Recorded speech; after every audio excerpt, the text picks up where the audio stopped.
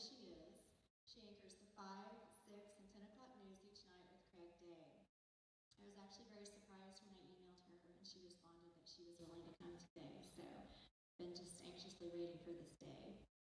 She has been the station's crime reporter for 33 years and has covered countless crime scenes and interviewed thousands of crime victims as well as hundreds of criminals and law enforcement officers.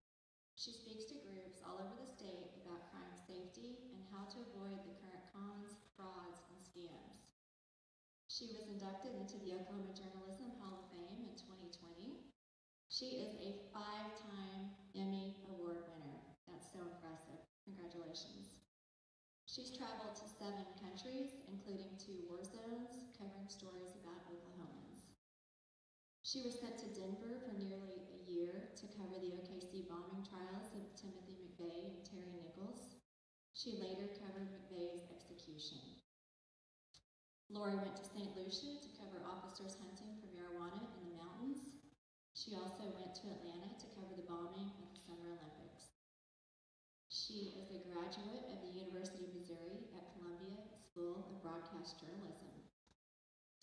She is a former board member of the International Association of Cold Case Investigators and former board member of the Citizens Crime Commission that operates the Crime Stoppers and Alert Neighbor programs, and a former board member of Operation Hope Prison Ministry Board.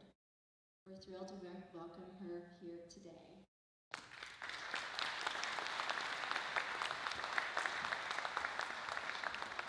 Thank you guys so much for coming out. What a great group. I appreciate that very much. So I can stand up here and tell you a million stories about the stories that I've covered, and I can gladly and will gladly do that. Some of them are hilarious and some of them are frightening and terrifying.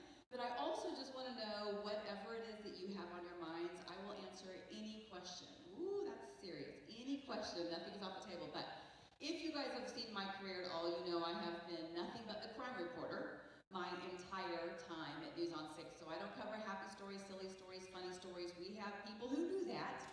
It's not me. I cover rapes and robberies and murders and child molestations. I have lots of friends who always say, don't they need a church reporter? I would love to be your church reporter, but northeastern Oklahoma needs a crime reporter, unfortunately. I get asked a lot, how many crime victims do I think I've interviewed? And I think a low estimate is 6,000. So you imagine a victim of a crime and I've sat in their living room or their kitchen and I've talked to them about that. I also go to prisons for stories, and I've interviewed hundreds of bad guys. I've interviewed rapists and robbers and killers on death row, serial killers, child molesters, and the reason I interview them is so I can say, how did you pick your victims, so I can teach people how not to be your victims. And that's been interesting as well. And you guys know Channel 6 is owned by a couple of Muskogee brothers. And it is the best thing that ever happened to News on 6, because every time over the years I've said, I need to run to a story, say in Iraq, on some Oklahomans, because we're owned by a couple of Muskogee brothers. They're like, well, sure. I don't have to call up 14 chains of commands. I just pick up the phone and call David Griffin. And so we did go to Iraq for a week, and we covered Oklahomans, and we showed how they lived on the base and what their days were like, and we flew missions in a Black Hawk with them. It was just an amazing experience to be able to go there and show people here what their day-to-day existence is like. The sandstorms over there were crazy. It's like watching an Oklahoma thunderstorm move in, and it's 3 in the afternoon, and you can see that sandstorm coming, and by the 15 minutes later, you can't see the hand in front of your face. And they spend their whole days cleaning everything, the choppers and everything. When they picked us up to take us into the base, they were like, look, if we go down because we're shot down, to do this is the protocol. If we go down because we're on fire, this is the protocol. And you realize maybe this wasn't a good idea to go to Iraq and cover a war zone. But it was an amazing experience, and we were so honored to do that. But the base is so big over in southern Iraq that you take a bus everywhere. If you want to go to Chow, you take a bus. If you want to mail a package to your mom back in Oklahoma, you take a bus. It's big. And they don't have Americans driving the bus because they're used for other, I would say, more important jobs. So the guy that was driving our bus all week, he was from India, super nice guy. But by the end of the week, we were saying, we're leaving and this is our last day. And he offered to buy me.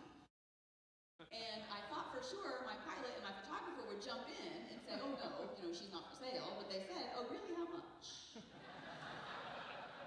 I did not get purchased while I was there. So when we went to Bosnia, we landed at Tuzla at 3 in the morning.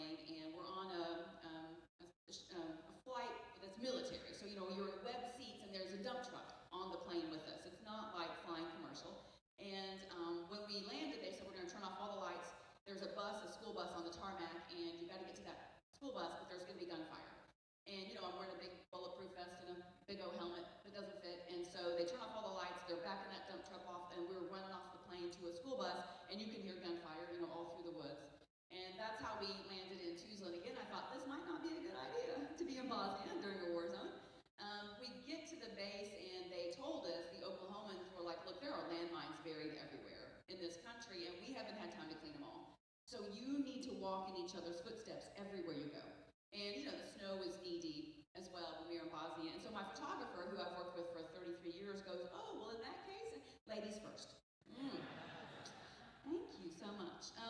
A few years ago, when we were told that the country of Jordan was having a huge competition for all the best, meanest, toughest guys who are like on SWAT teams or they're special forces from all over the world. And the only team in America invited to go was Tulsa Police SWAT team. And so, of course, we called David and we gotta go. These are Oklahomans representing, there's like 300 countries competing. So we fly to Jordan, and we are covering these Americans. And you can imagine what the guys in Tulsa SWAT team look like. They're 250 pounds, and they're big muscle-up guys. And one of them on our team won the competition for the most push-ups in a row, and it was 1,400. I mean, does that tell you what these guys look like? And so when we get over there, all the other teams are from places like Brunei and around the world, and they're little. They're just littler guys. And so we weren't sure how Americans were going to be accepted, right? We're in a Muslim country. We didn't know if it would be anti-American. We didn't really know what the situation would be. They loved the Americans, and everywhere on the field of competition we went, they were yelling, USA, USA. And I think it's because our guys were so kind, and they were so nice, and I think they went overboard because of their size, and they were so much bigger physically than everybody else. They couldn't have been nicer. They'd come off a field of competitions, they'd say to the next team, okay, now watch for this, do this, we're going to get you on this one. And they were just so wonderful. So the little guys from Brunei, I'm not kidding, were like my size. And when we first met them, they were super friendly, but I was like, I don't know how they're going to do these competitions. I mean, it's pick up two 40-pound, boxes of ammo, race up a 2-mile hill, slog through chest-deep water, shooting at targets along the way. It was serious. And so the Americans, of course, scooped up those boxes like they weighed nothing and ran up the hill. Of course, they weren't as good at cardio as they were strength, but they got up the hill, and the Brunei guys would pick them up, and I'm not kidding you, they would fly past our guys, and they'd go through the water, shooting their targets. They would sit there smoking those cigarettes at the end. America, good for you, showing up. And we're like, what the? They won the entire competition out of like 385 teams. And I tell people, man, that's a good reminder not to judge a book by its cover for sure. A few years back, we wanted to go to London and see how the cops there operate without guns. Because you can imagine that doesn't really compute here in Oklahoma. And my photographer and I have been on hundreds and hundreds of ride-alongs with local cops, U.S. Marshals, all kinds of agencies. And if there's a domestic or they're running up to do a high-risk warrant, we hide behind a tree because we just expect there's going to be gunfire.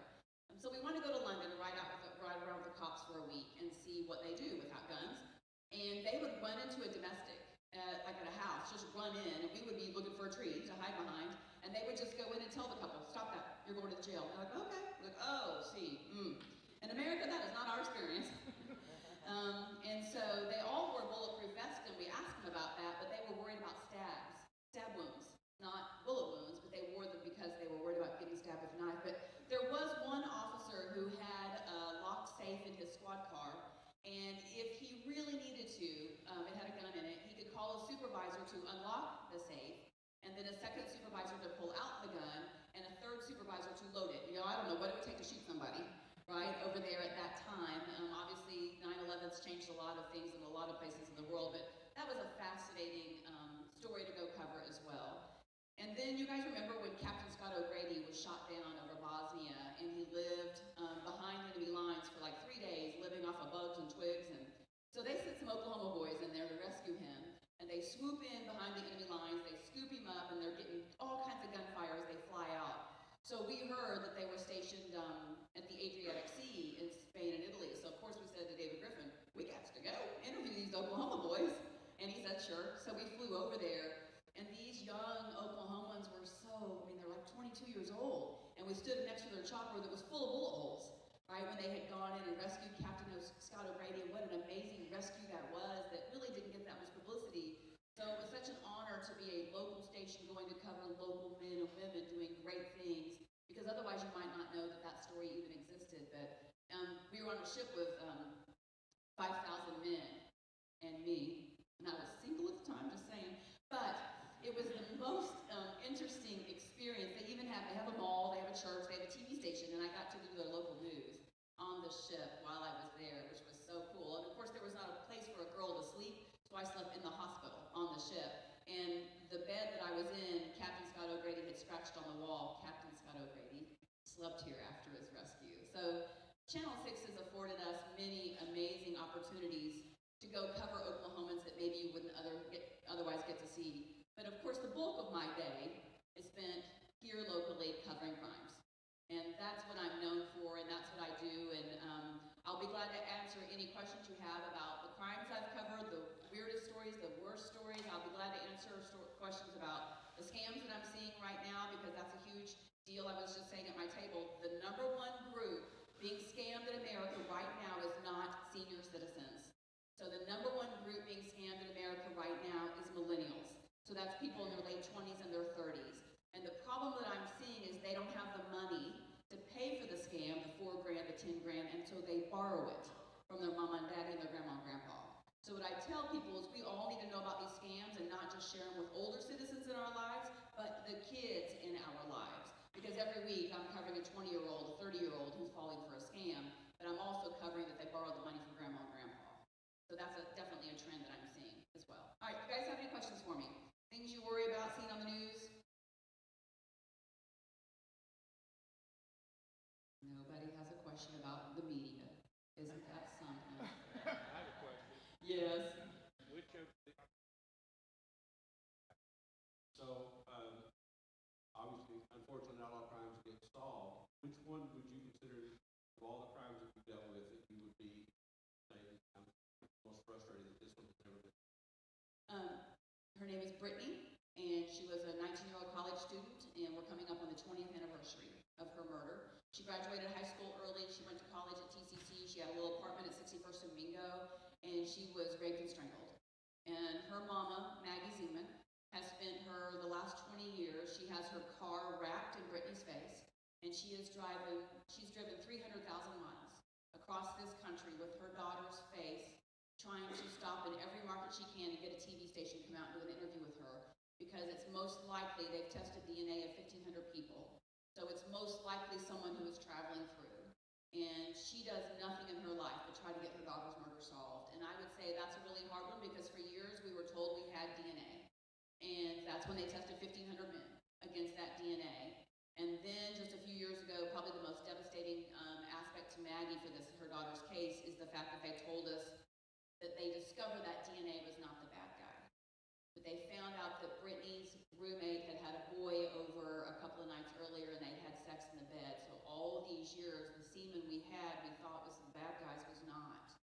And so now there's really no way to solve that case, except for if somebody comes forward, and nobody has in 20 years. So of all the unsolved cases, that's a big one. Dina Dean is another case. I just did recently a six-part series with Discovery ID about that case. She was a young girl who told a boy that she was pregnant when she was not, and ended up dead a few hours later. And they have a really good idea of who did it, but they don't have the evidence. So Dina Dean would be another unsolved case that I've covered for many, many years.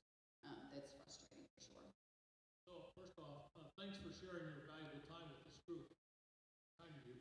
Would you mind reflecting a little bit on the dynamic of interviewing prison inmates, where you're asking them to share their predatory strategies, how they target victims, stuff like that? So the way I did my child molesters, for instance, and they're not mine, but is I sent a survey to the state prisons, and I think I sent out 1,500, and I think 900 responded.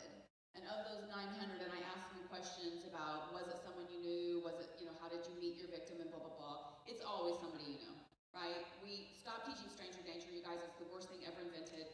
You need to teach your kids what-if situations, what if, because it's not going to be a stranger. But they all said it was someone they knew, like I'm a babysitter, I'm a stepbrother, I'm an uncle, I'm a grandpa's best friend. And then they talk about how they first went over the trust of the parents. So that's their first step. So they have to get the parents to trust them, right, to hang out with their kid. And then they move to non-sexual touching with that kid in front of those parents. So you're high-fiving the kid and you're hugging the kid in front of the parents, and the parents trust you because you've been a friend forever, or you're a relative or whatever that is. And then it's an easy way for them to move into the sexual touching when they're alone with that child.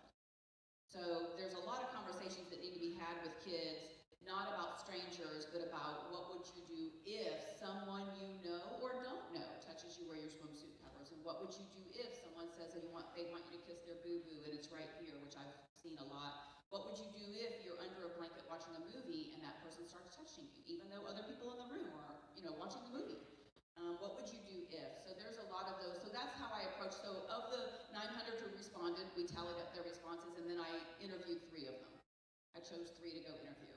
As far as rapists, I've interviewed a lot of serial rapists about how do they pick a victim. People think it's, if you're blonde, if you're pretty. It has nothing to do with that at all. It is if you look like an easy target. And that's why I teach people, you got to walk around like you're not an easy target, right? Look at people in the face, speak to people. How are you doing? Have your shoulders back.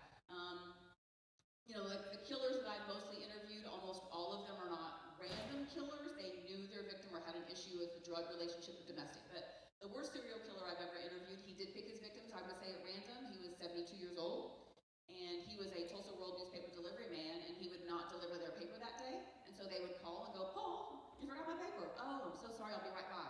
So when he knocked, what did they do? Open the door because it's their newspaper guy. And he forced his way in, and he dragged these women through their houses into their bathtubs and drowned them.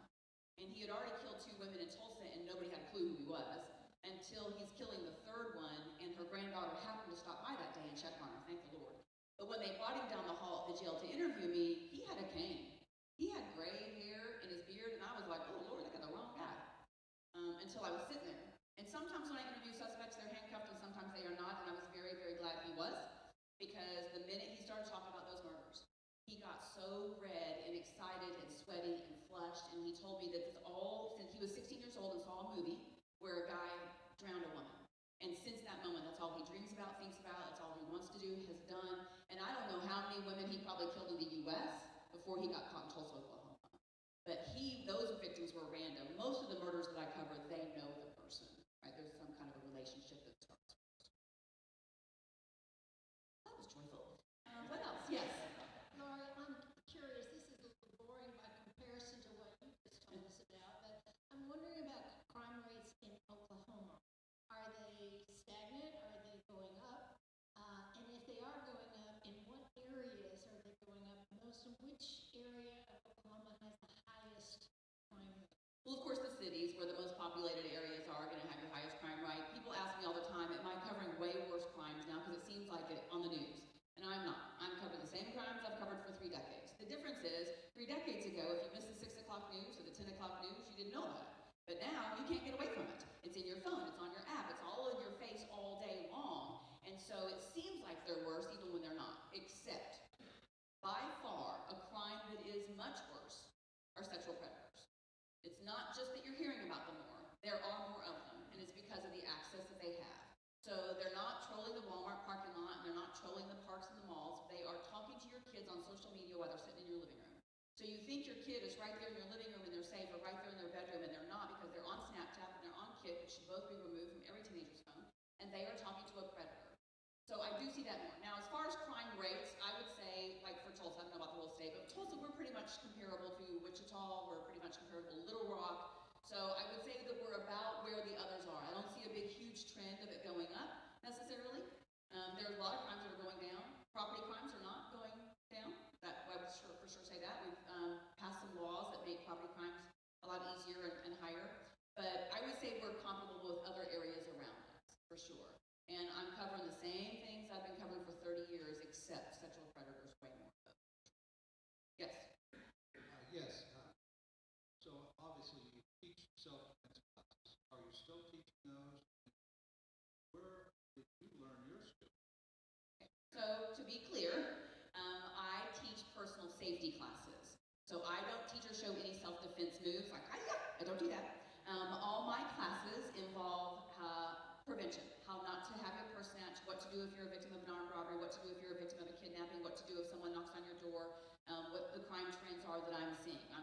far more crimes being committed in broad daylight. I'm covering far more crimes not at malls and ATMs, but at grocery store parking lots. Ooh, a lot. They're hanging out at the grocery stores. So those are the things that I cover in my class. Now, over the years, yes, I have done tons of stories, as you guys have seen on the news, right, where I'm elbowing someone and knocking them to the ground, which is so fun. But I have done a lot of those stories with former Navy SEALs, with highway patrol troopers, with self-defense experts. The most recent one I did was a jiu-jitsu guy.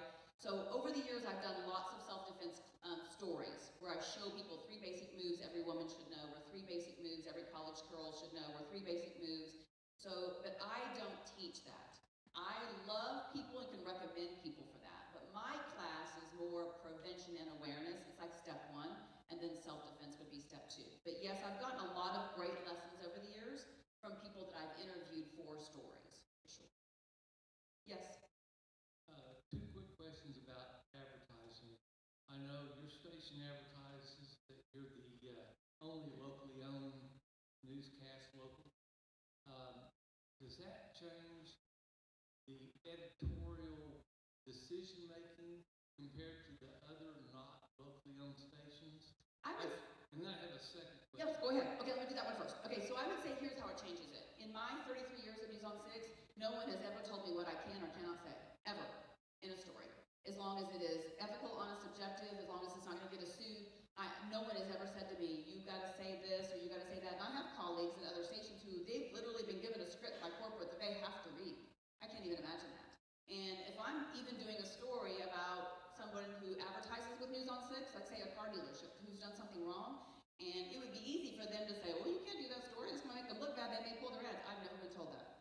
So even if I'm doing a story on someone who might spend millions with us, I've never had a person in management ever say to me, you can't do that. I've only had people in my management say, as long as it's fair, objective, and honest, you got to report it. So I would say being locally owned does make a difference for that reason. No one has ever said, change the script, have this leaning, take this. No one's ever told me that, or any of my colleagues. And you led up to the second question, which is not your channel, but another channel. Almost every advertisement is from Big Pharma. Do you think that somehow, is there a fireball, or do you think that sways the editing decisions for that newscast? I don't know. I mean, I don't even know who advertises with Channel 6. I sit out there in the newscast and see commercials, but we're always talking about, Craig Day's antics. But I can't answer how that would affect them, but I know that no matter who advertises on Channel 6, and of course we're getting ready to have a lot of political ads, right? From both sides, from both parties. But I don't think at Channel 6, anybody who would advertise with us would make any difference in our news coverage whatsoever. I mean, we are separate. Sales and news are separate. We don't even let the salespeople hardly walk through the newsroom. But certainly a salesperson's not coming into a journalist and saying, hey, I need you to do this story. That would never be allowed. It is 2 separate divisions. News has got to be separate and independent of what we do on the sales side. Hopefully that answers. Now the other stations, it's difficult. I talk to my colleagues who will find it, different, I would say, than we're owned by, if you guys don't know, David and John Griffin grew up in Muskogee, and John Griffin runs the food company. Y'all buy that Griffin jelly and that Griffin syrup and mustard, okay? Come on, help me out. He runs the food company, and then David runs the 2 TV stations, and as you know, we own Channel 6 in Tulsa and Channel 9 in Oklahoma City. But they don't want to own businesses anywhere else. They are not trying to buy TV stations in Texas or Kansas. They only care about Oklahoma and doing everything in Oklahoma. So we have radio stations now at Channel 6. There's 5 radio stations downstairs that they bought, and then we also have a billboard company. But they only want to focus on Oklahoma. When I first came to Channel 6, it was owned by a huge corporation, and they owned 50 TV stations across the U.S., and we were the smallest one. So they never even came to visit, let alone know our names. David Griffin knows your names, your husband's name, your kids' names, and they just do things differently, I think, because there are a couple of Muskogee guys who grew up here and care about Oklahoma. So it was the best thing, I think, for sure, that ever happened to Channel 6. Hello, Laura. Thank you for coming. I appreciate that. Sure. We were just sitting back here thinking that we would love to be able to have you here back again at some time. I'm the director of the Y, and I know that there's a lot of ladies and a lot of teens and college girls that would love to be able to hear from you. So if I can get your information, I sure would appreciate it. And thank you for coming. I'll give you my cell phone right now if you want it. Y'all do not jump down me. You ready? 918. Girl, I'm serious here. Just text me, and I'll be glad to come back and give my personal safety speech. It takes about an hour. 918-637-0887. That's my personal cell. So just text me, and we'll set up a time. I'm booking for after the first year, because I do 3 speeches a week, and I'm booked pretty much.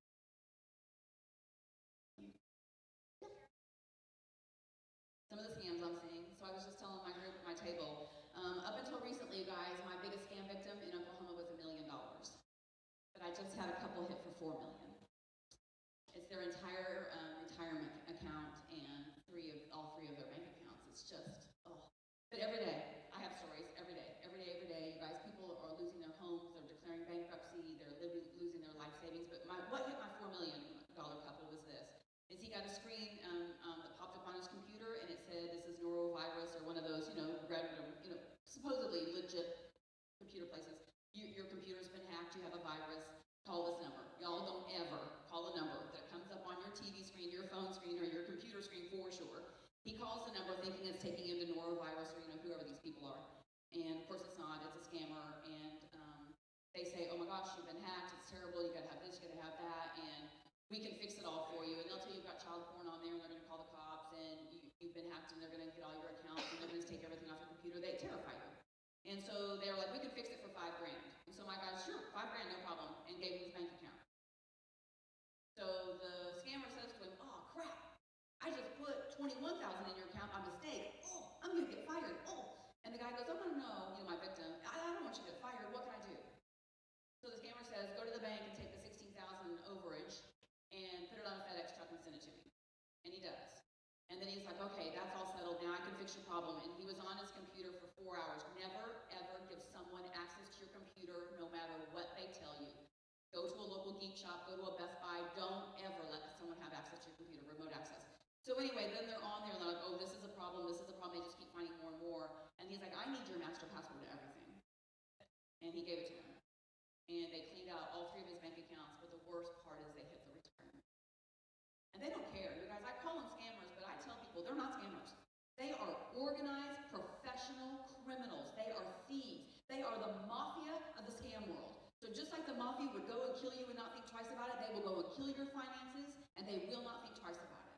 I was just telling her, I've got $1 million, but I've got a McAllister man who's had a ranch, I think it's 4,000 acres in McAllister for 4 generations, and he sold the entire ranch, unbeknownst to his kids in Tulsa. He sold his house, he sold his clothes, he sold his furniture, all to give to a woman in Nigeria he thought was going to marry him.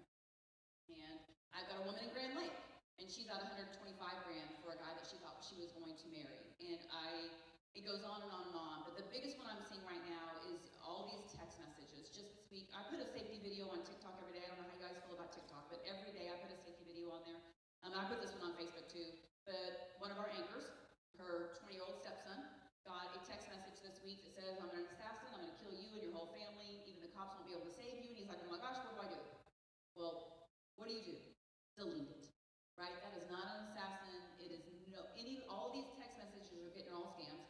They texted him a check and said, print it out and go deposit in your bank, keep half, send us half.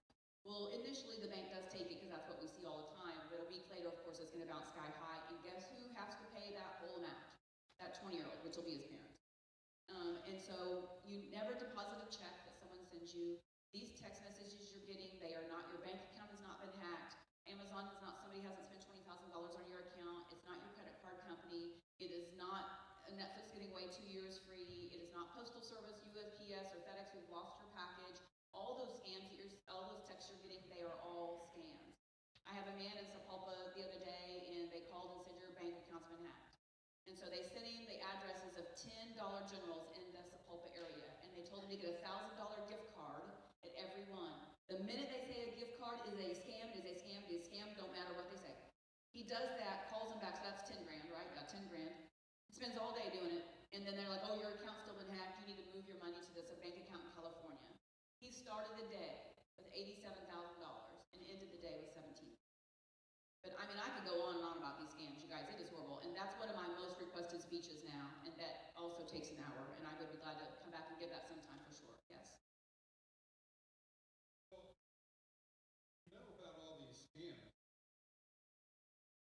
Surely reported to the SEC or somebody. It's got to be looking they just don't care? Is it Well, they just, do. I mean, there's nothing they can do. So, and here's what people get all mad. Why don't the cops do something? Why doesn't the sheriff's office? Why doesn't Homeland Security? Why doesn't the FBI? Why don't they do something? You know why? Because we're all sitting overseas.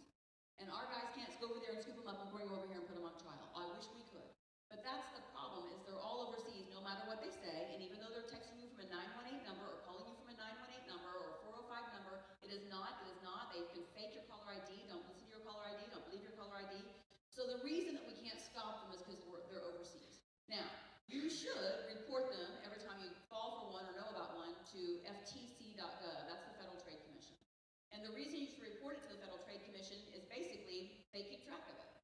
And then they put out news releases almost every day warning people about this one. I would go to their website today and sign up for their emails. I get them every day and I post them every day on my Facebook.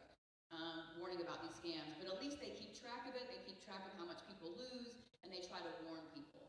But as far as the FBI scooching over to, Nigeria or India or Canada or somewhere and scooping them up and bringing them over here, they just can't. So you know who can stop scammers? Us. That's it. And I tell people, the minute we stop giving them our money and stop giving them our information, they'll go away. But they are literally making millions and millions of dollars off of Oklahomans. Millions of dollars. And it starts with a Facebook message or it starts with a text message. And you guys, I just posted this one on TikTok and I'll tell you this. How many of you guys have gotten a random text that says, hey, we haven't caught up for a while, let's go meet for coffee. Or hey, I was supposed to see you Wednesday, but I'm not going to be able to make it, let's reschedule. And you're like, I don't know who this person is. So you're so sweet and kind that you text,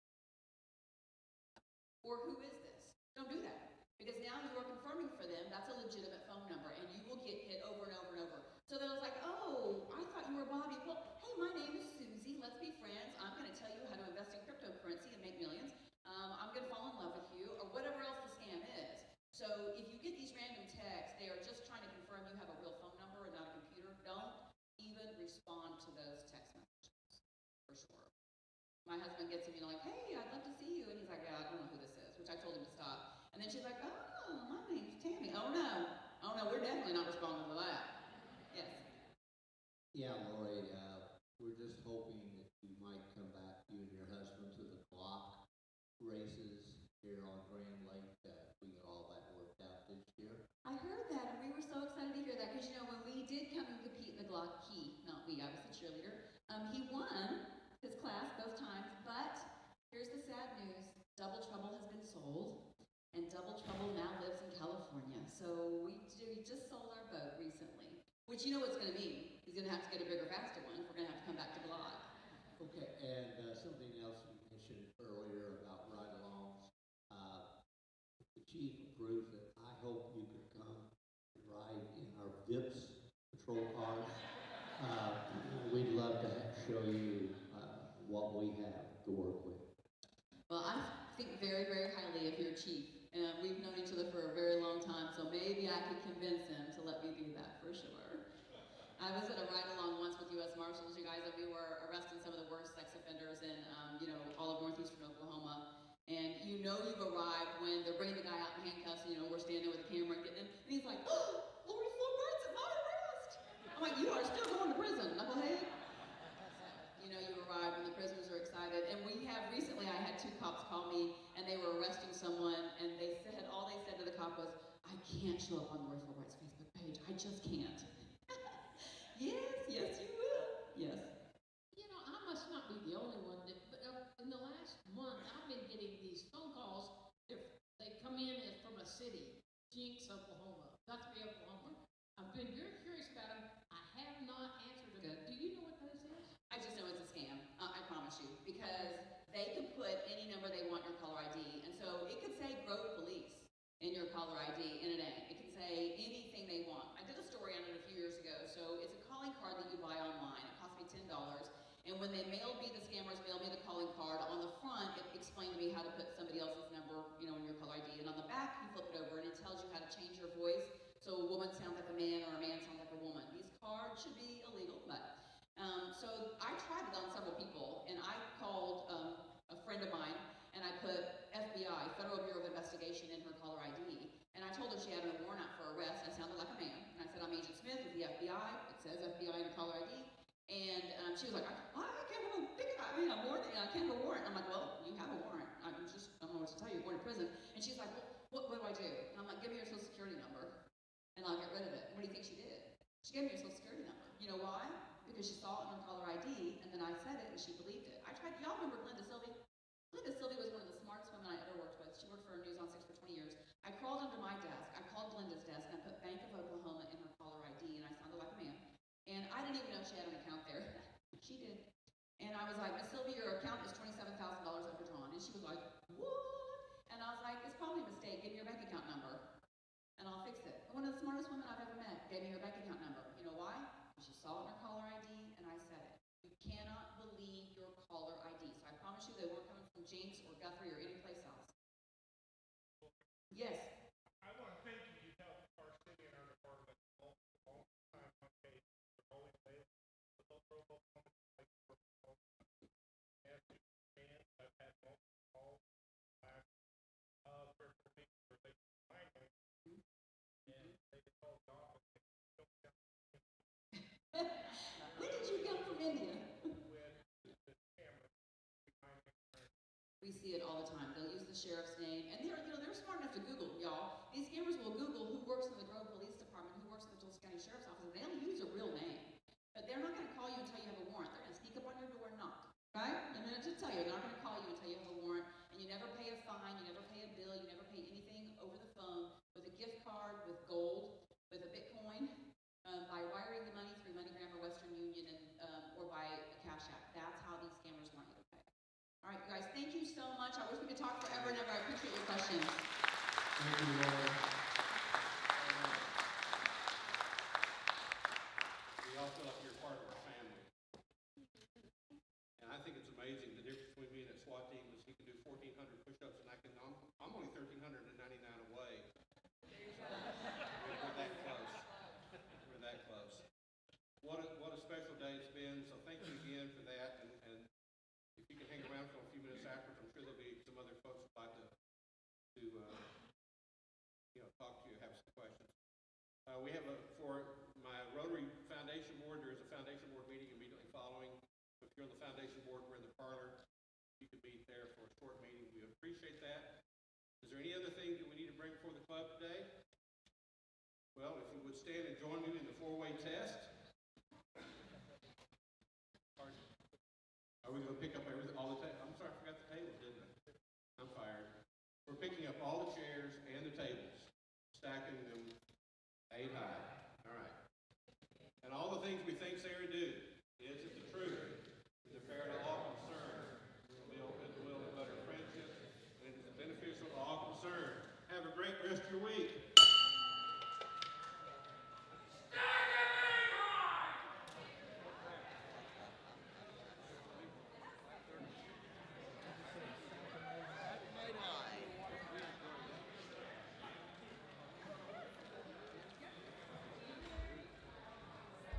Honey, I'm making your shirt. Thank you.